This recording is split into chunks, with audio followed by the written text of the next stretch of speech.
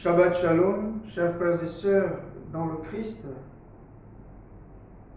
Nous sommes toujours en marche vers Pâques et nous allons parcourir les textes de ce deuxième dimanche du temps de Carême. La première lecture, tirée du livre de la Genèse, chapitre 22, les versets 1 à 2, puis les versets 9 à 13, et enfin les versets 15 à 18. En ces jours-là, Dieu mit Abraham à l'épreuve.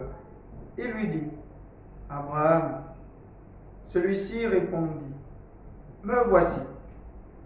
Dieu dit, prends ton fils, ton unique, celui que tu aimes, Isaac, va au pays de Moria. Et là, tu l'offriras en holocauste sur la montagne que je t'indiquerai. Ils arrivèrent à l'endroit que Dieu avait indiqué. Abraham y bâtit l'autel et disposa le bois. Puis il lia son fils Isaac et le mit sur l'autel par-dessus le bois. Abraham étendit la main et saisit le couteau pour immoler son fils. Mais l'ange du Seigneur l'appela du haut du ciel et dit, Abraham, Abraham. Il répondit, me voici. L'ange lui dit, ne porte pas la main sur le garçon, ne lui fais aucun mal. Je sais, maintenant que tu crains Dieu.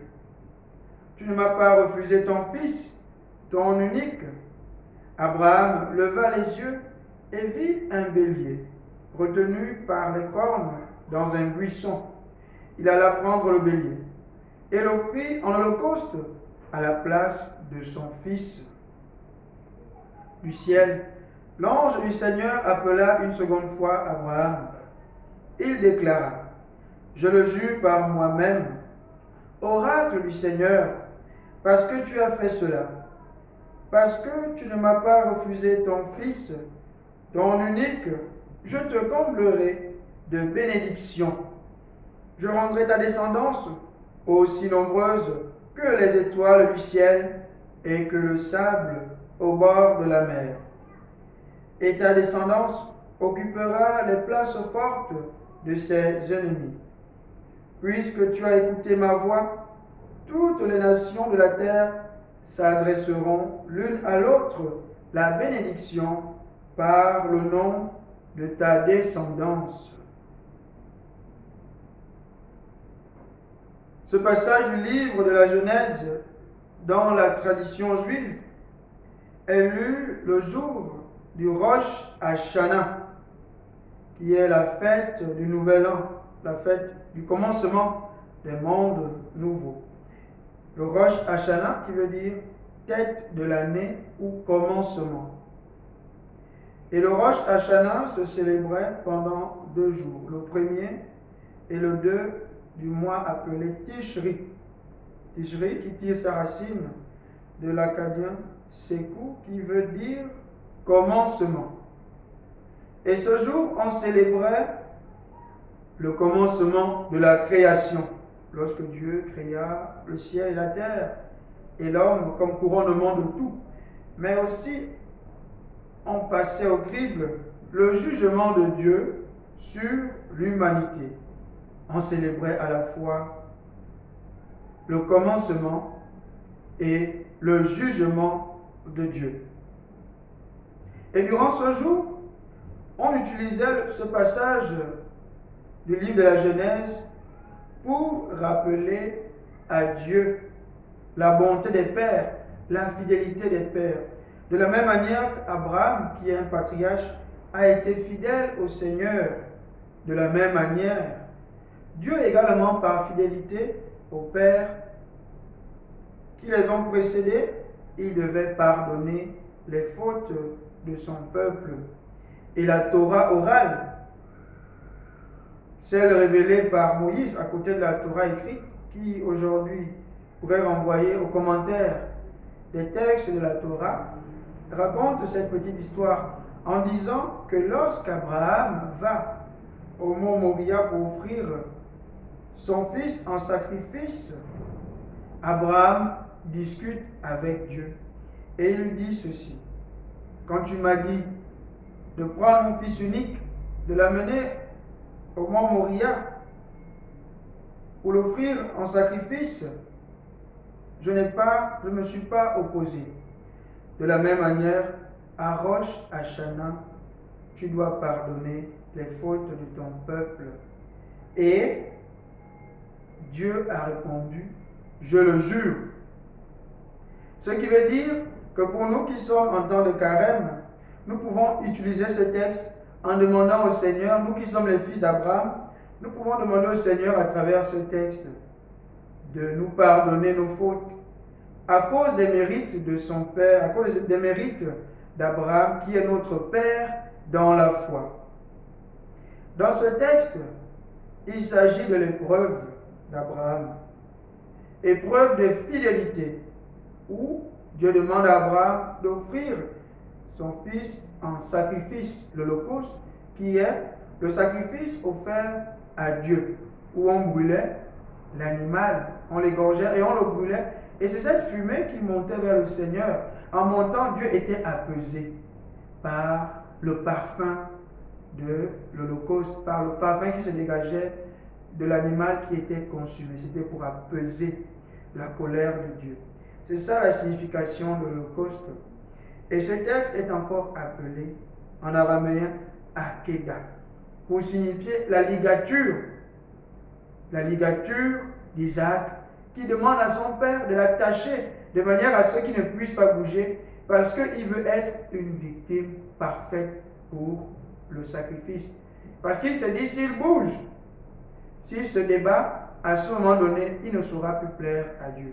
Ça veut donc dire que nous, à la suite d'Isaac, ce temps de carême est pour nous l'occasion de devenir des victimes parfaites pour plaire à Dieu, changer véritablement de vie, changer véritablement de comportement. Mais dans ce sacrifice opéré par Abraham sur ce mont Moria, Dieu, par l'entremise de l'ange, rappelle à Abraham de ne pas lever la main sur l'enfant, de ne pas sacrifier l'enfant. En fait, l'arrière-fond de cette texte est que Dieu est contre le Dieu. Yahvé est contre les sacrifices humains. Il est contre du sang humain versé. Parce que Israël, dans son entourage, avait des peuples étrangers qui, eux, offraient leurs enfants en sacrifice pour apaiser Dieu ou pour obtenir un bienfait de leur divinité. Ils sacrifiaient leurs enfants. Et si vous lisez le deuxième livre des Rois, chapitre 16, verset 3, vous verrez qu'Akab va offrir son fils en sacrifice pour obtenir le calme de Dieu, parce qu'il a l'oppression des puissances étrangères du royaume d'Israël et du royaume de Damas qui veulent l'attaquer parce qu'il ne veut pas faire coalition avec eux contre la Syrie. Et il va offrir un de ses fils en sacrifice. Dieu nous rappelle ici qu'il est contre les sacrifices humains. Il ne se plaît pas dans le sang humain qui est versé. Ce qui veut dire que les sacrifices humains ne plaisent pas à Dieu. Mais or, comme vous pouvez le constater encore aujourd'hui, beaucoup versent du sang humain parce qu'ils se disent que cela plaît à Dieu. Cela plaît à leur divinité. Or, ces divinités ne sont rien à côté du Dieu de Yahvé. Beaucoup versent encore le sang humain parce qu'ils veulent se maintenir à un poste. On leur a dit, si tu verses du sang humain, tu auras gain de cause, tu auras telle promotion sociale, tu auras telle chose, tu auras tel bienfait. Le sang humain est versé. Et beaucoup encore aujourd'hui versent du sang humain parce qu'ils veulent réprimer les populations qui réclament leur dignité, qui réclament leur liberté. Du sang humain est encore versé aujourd'hui. On tire sur les innocents parce qu'on ne veut pas qu'ils réclament ce qui leur revient de droit. Dieu est contre cela. Dieu ne veut pas que le sang humain soit versé. Et ce temps de carême devient pour nous l'occasion d'arrêter de verser du sang humain, car cela ne plaît pas à Dieu. Dieu n'aime pas que le sang soit versé pour sa cause. Dieu veut que nous puissions plutôt nous offrir en sacrifice idéal, parfait à Dieu, en changeant notre manière de vivre. C'est en changeant notre façon de vivre que nous allons plaire à Dieu. C'est en se consacrant totalement à Dieu. Et cela, Abraham le fait à travers cette réponse. Me voici, Hineni en hébreu, c'est-à-dire me voici, qui marque la consécration totale à Dieu. Au point où toutes les autres divinités n'ont plus de place dans votre vie. Dieu a l'exclusivité dans votre vie, c'est ça, le me voici, le Hineni. Plus rien ne me plaît, il n'y a que le Seigneur qui me plaît. Et c'est parce que Abraham a dit cela 2 fois. 2 qui est la symbolique de l'amour. Il a manifesté son amour pour Dieu. C'est pourquoi Dieu va, en guise de fidélité et de crainte du Seigneur, il va le combler de bénédictions et de bienfaits. C'est notre consécration totale à Dieu durant ce temps de carême qui fera en sorte que nous puissions bénéficier des bienfaits de Dieu au soir de Pâques. L'heure est donc à la consécration totale à Dieu. L'heure est au retour et à la valorisation de l'homme, valorisation de la dignité humaine. Lecture de la lettre de Saint Paul apôtre aux Romains. Chapitre 8, les versets 31b à 34. Frères, si Dieu est pour nous, qui sera contre nous? Il n'a pas épargné son propre Fils, mais il l'a livré pour nous tous. Comment pourrait-il, avec lui, ne pas nous donner tout? Dieu accusera ceux que Dieu a choisis. Dieu est celui qui rend juste. Alors, qui pourra condamner? Le Christ Jésus est mort. Bien plus, il est ressuscité. Il est à la droite de Dieu. Il intercède pour nous. Avec ce texte, nous sommes quasiment à la fin du chapitre 8 de la lettre aux Romains, qui est le sommet, selon certains spécialistes des Écritures saintes, qui marque le sommet de la lettre aux Romains, le chapitre 8, parce que ce chapitre nous parle de la vie dans l'esprit. Saint Paul s'adresse à la communauté de Rome, une communauté qu'il n'a pas fondée, mais une communauté qu'il veut visiter. Il s'adresse à sa communauté en déployant ce qu'il appelle son évangile. Et ici, nous sommes dans la partie où on nous parle de l'hymne à l'amour. L'amour que Dieu a pour nous. Parce que nous avons en nous l'Esprit. Nous avons reçu l'Esprit de Dieu. Et Saint Paul nous rappelle que si nous avons l'Esprit de Dieu en nous, si Dieu est en nous, plus rien ne peut avoir le dessus sur nous. Si nous vivons par l'Esprit, en nous laissant guider par l'Esprit du Seigneur, plus rien ne peut avoir d'emprise sur nous, même pas le péché. Parce que la force de l'Esprit dans notre vie a détruit toute puissance du mal, a détruit la force que le péché avait dans notre vie. On se souvient que dans le chapitre 7, il se plaignait en disant que puis-je faire de ce corps qui montrait nos péchés. Mais dans le chapitre 8, il fait l'expérience de la puissance de l'Esprit que nous avons reçu. Et quand nous avons reçu l'Esprit de Dieu, à ce moment donné, le péché, les mauvaises choses n'ont plus le dessus sur nous. Parce que Dieu nous a manifesté son amour en nous donnant son Fils, en livrant son Fils pour nous, et plus rien ne peut donc nous accuser. Dieu a montré la totalité de son amour pour l'être humain. Nous n'avons donc plus à avoir peur aujourd'hui. Beaucoup, malgré l'esprit qu'ils ont reçu, ils ont peur des puissances adverses, ils ont peur des ténèbres, ils ont peur de se faire accuser. Si tu as reçu l'esprit, c'est pour ne plus avoir peur de rien du tout. Et Saint Paul va le rappeler à Timothée. L'esprit que tu as reçu n'est pas un esprit de peur, mais cet esprit doit te donner la force contre vents et marées d'annoncer l'évangile, contre vents et marées de dire et de dénoncer ce qui n'est pas bien au sein de la société. Il ne faut pas avoir peur parce que le Christ a versé son sang pour nous et il a été du côté des faibles. Et c'est pourquoi toi aussi tu dois dénoncer tout ce qui est mauvais dans la société parce que tu as reçu un esprit de force, un esprit qui te donne la grâce de ne pas avoir peur des forces adverses. Prions donc le Seigneur pour qu'il nous donne véritablement ce courage prophétique, car Dieu étant avec nous, plus rien ne doit nous faire peur. Dieu étant avec nous, nous sommes vainqueurs du monde.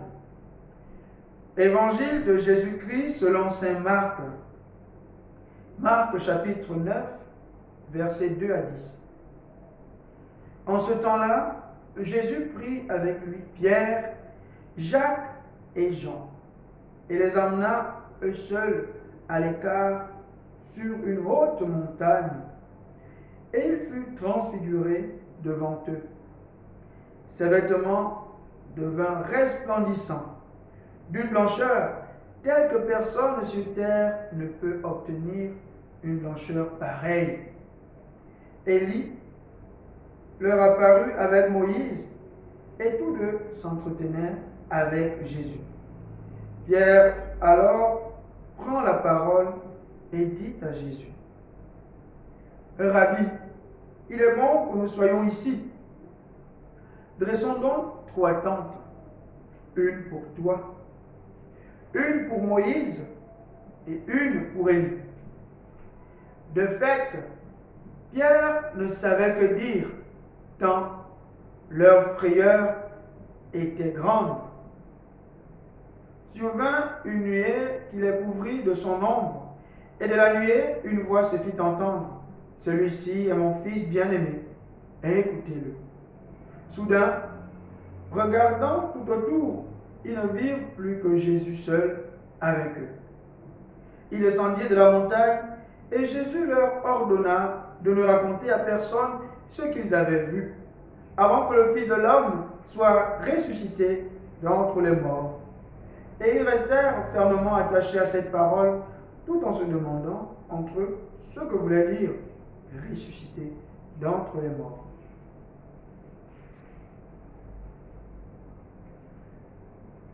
Nous sommes là au sommet de l'évangile de Marc, qui compte 16 chapitres.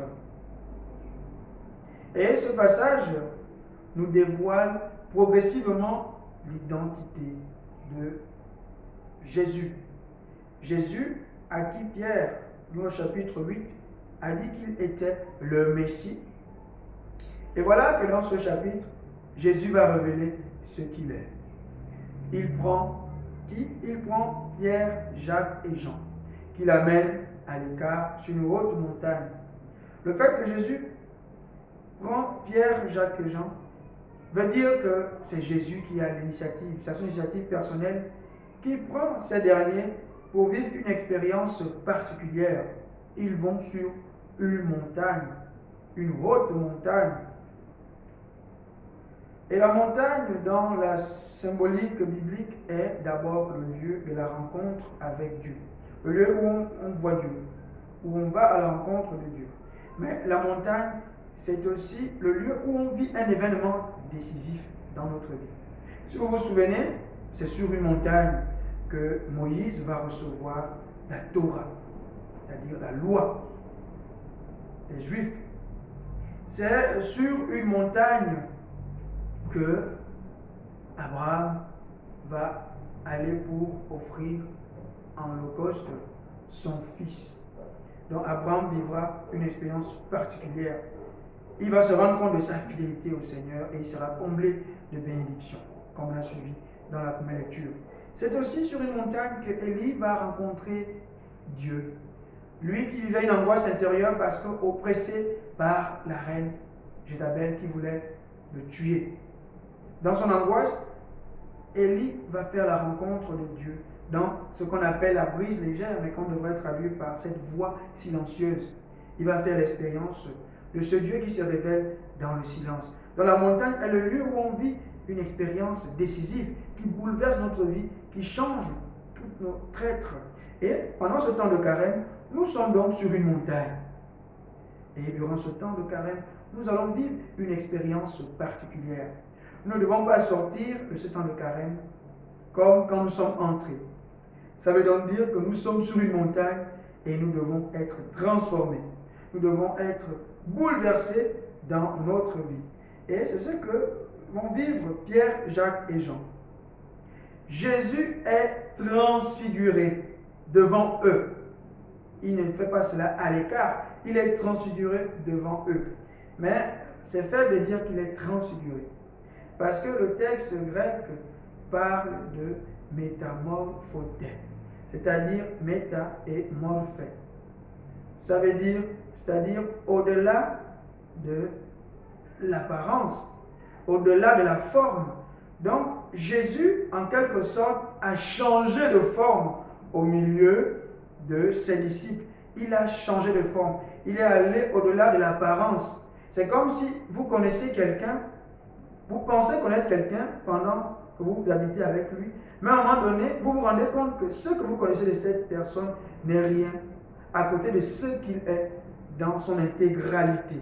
Donc, ils ont vécu une expérience toute particulière. Ils se rendent compte que ce qu'ils connaissaient de Jésus n'est rien par rapport à ce qui se révèle à eux. Ils sont entrés dans la métamorphose, ça veut dire qu'ils sont rentrés dans l'intimité de la relation entre Jésus et son Père, ce qu'il est en réalité. Donc, l'apparence que Jésus avait devant eux, ils ont été dépouillés de cette apparence pour voir la totalité de l'être de Jésus. Jésus a dévoilé à leurs yeux la totalité de son être. Et Marc le dit bien en nous disant que ses vêtements devinrent resplendissants, d'une blancheur telle que personne sur terre ne peut obtenir une blancheur pareille. Donc les vêtements de Jésus deviennent resplendissants. Hébreux 1, verset 3, nous dit que Jésus est le resplendissement de la gloire du Père. Donc le fait que les vêtements de Jésus deviennent resplendissants, ça veut dire que Jésus a révélé sa divinité aux yeux de ces trois appelés. Il a révélé sa divinité et il devint blanc. Dans l'Apocalypse, chapitre 7, verset 9 et suivant, le vêtement blanc est la symbolique de la pureté. C'est la symbolique de la divinité. C'est la symbolique de celui qui est passé par l'épreuve et qui en est sorti vainqueur. Puisqu'on dit que ces derniers ont lavé leurs vêtements dans le sang de l'agneau et les vêtements devinrent blancs. Donc c'est la symbolique de la divinité, la blancheur, la pureté. Ça veut donc dire que Jésus, en révélant les vêtements blancs, il révèle l'identité. Parce que le vêtement que quelqu'un porte symbolise aussi l'identité de la personne. Si vous voyez quelqu'un qui a les vêtements de militaire, vous saurez que c'est un militaire. Si vous voyez un prêtre avec une choisie, vous saurez que ça c'est un prêtre. Donc le vêtement peut aussi révéler c'est-à-dire l'identité de la personne. Donc l'identité de Jésus se révèle à travers la splendeur, la blancheur de ses vêtements. Ça veut donc dire que pour Jésus, ce qui va arriver, c'est-à-dire l'expérience de sa mort, n'aura pas le dessus sur la victoire du bien sur le mal. Donc, par anticipation, les appelés que sont Pierre, Jacques et Jean vivent déjà ce que Jésus va réaliser, c'est-à-dire sa victoire sur la mort. C'est une manière d'interpeller Pierre, Jacques et Jean en leur disant qu'attention, oui, je vais traverser l'épreuve de la mort. Mais ne soyez pas déçus, parce que vous avez vu ce que je suis en réalité. Donc vous devez comprendre que la mort que je vais subir, les outrages par lesquels je vais passer, les flagellations et autres, ne sont rien à côté de ce que je suis. Donc cela n'est rien devant ce que je suis. Je suis celui qui est envoyé par Dieu. Je suis le Fils de Dieu. Donc la mort ne peut pas avoir le dessus sur moi. Donc ne soyez pas faibles dans l'épreuve que vous allez traverser. Comme pour nous dire que ce que nous vivons actuellement, le coronavirus, les difficultés de la vie, les persécutions, que sais-je encore, ne sont rien en comparaison de celui en qui nous croyons, Jésus-Christ. Et si nous croyons véritablement en Jésus, tout cela n'est rien et ne peut pas avoir le dessus. Nous sortirons vainqueurs de toutes ces épreuves. Et c'est ce que Jésus révèle déjà à Pierre, Jacques et Jean qui vivent cette expérience particulière. Et à côté de cela, voilà qu'apparaît Élie et Moïse. Élie qui symbolise les prophètes, parce qu'il était dit que le prophète Élie devait revenir avant la fin des temps, c'est-à-dire pour signifier la fin des temps. Et Moïse qui est la Torah, la loi. Parce que pour certains, on dit que la Torah a été écrite pour les Juifs. La Torah a été écrite par Moïse. Donc, la loi et les prophètes se révèlent à Jésus. Et sur la montagne, c'est sur la montagne que Moïse va rencontrer Dieu en recevant la Torah. C'est sur la montagne que Élie va aussi rencontrer Dieu. Dans le fait qu'il vient à Jésus, ça symbolise que Dieu qui s'est révélé à Moïse, à Élie, sur la montagne, montre maintenant la totalité de sa révélation en Jésus-Christ. Donc Jésus devient la révélation par excellence. Et c'est pourquoi la loi et les prophètes s'accomplissent en Jésus-Christ. La loi et les prophètes s'accomplissent en Jésus-Christ. Et Pierre, en voyant cela, ne peut pas rester indifférent. Qu'est-ce qu'il fait? Il est bon que nous soyons ici. Dressons 3 tentes. En hébreu, souka ou soukot, pour le pluriel. La tente dans le désert. La tente est le lieu où habitait le peuple d'Israël qui était en marche vers la terre promise. La tente symbolisait que malgré les insécurités qu'ils vivaient, Dieu était leur gardien. Dieu était leur gardien. Dieu était leur protecteur. Donc la tente est symbolique que notre protection nous vient que de Dieu. Donc Pierre se sent en sécurité en voyant cela. Il sent qu'il est en pleine sécurité. Mais la tente, c'est aussi la signification de ce Dieu qui est venu habiter au milieu de nous. On se souvient de Jean chapitre 1 verset 14. Et le Verbe s'est fait chair et il a dressé, il a campé au milieu de nous. Il a habité au milieu de nous. Ça veut donc dire que l'heure où Dieu devait habiter au milieu de nous est arrivée. Et cela s'accomplit en Jésus-Christ qui est au milieu de nous. Nous ne devons plus avoir peur de quoi que ce soit. Mais la tente, dans le psaume 14, c'est aussi le lieu d'habitation des justes. C'est aussi le lieu d'habitation des justes. Et Zacharie, le chapitre 9, nous rappelle qu'à la fin des temps, c'est sous une tente que vont habiter les justes avec Dieu, sous une tente. Donc l'heure de la fin est arrivée. L'heure où Dieu vient habiter au milieu des hommes est arrivée. L'heure où Dieu vient instaurer sa sécurité à l'homme est arrivée. En Jésus-Christ, cela s'accomplit totalement. Et c'est pourquoi Pierre est ébloui dans la crainte qu'il vit, en même temps qu'il traverse la crainte, la peur, mais il est ébloui par le fait que Dieu se révèle à eux. Et voilà que la voix ajoute, celui-ci est mon fils bien-aimé, écoutez-le. Donc Jésus est aussi cette tente, ce lieu de la rencontre avec Dieu. Et le fait que la voix dise, ce fils bien-aimé, écoutez-le, ça sous-entend que Jésus devient cette loi qu'il faut écouter, la Torah. Et on se souvient que dans le Deutéronome, chapitre 6, verset 7 et suivant, on nous rappelle que il faut écouter. Shema Israël Adonai Eloheinu Adonai Echad. C'est-à-dire, écoute Israël, le Seigneur est ton seul Seigneur. Ça sous-entend que celui qu'il faut désormais écouter comme seul Seigneur, qui doit avoir l'exclusivité dans notre vie, c'est Jésus-Christ. Il ne faut plus écouter les choses extérieures. Il ne faut plus écouter les vendeurs d'illusions que nous avons dans nos sociétés. Il ne faut plus écouter les choses, les plaisirs extérieurs qui sont là seulement pour nous tuer, pour nous anéantir. Celui qui nous donne la vie véritable nous est donnée en Jésus-Christ parce qu'il est la loi véritable. Il ne faut plus écouter ces fausses lois qui nous sont données dans notre société pour détruire ce que nos pères ont construit. Il ne faut plus les écouter parce que au lieu de garantir le bien-être des hommes, cela va plutôt conduire à la destruction de la société. Écoutons Jésus-Christ parce que c'est en lui que nous pouvons avoir la vie véritable. Que ce temps de carême soit pour nous le temps où nous retournons véritablement à l'écoute exclusive de Dieu, à l'écoute exclusive de Jésus-Christ qui est venu nous révéler le Père, qui est venu nous apprendre qu'au-delà des épreuves, nous sortirons vainqueurs.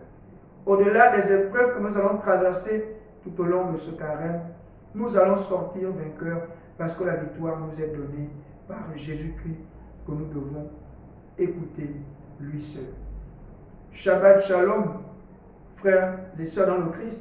Bon week-end à tous, bon dimanche et que Dieu Tout-Puissant vous bénisse, le Père, le Fils et le Saint-Esprit. Amen.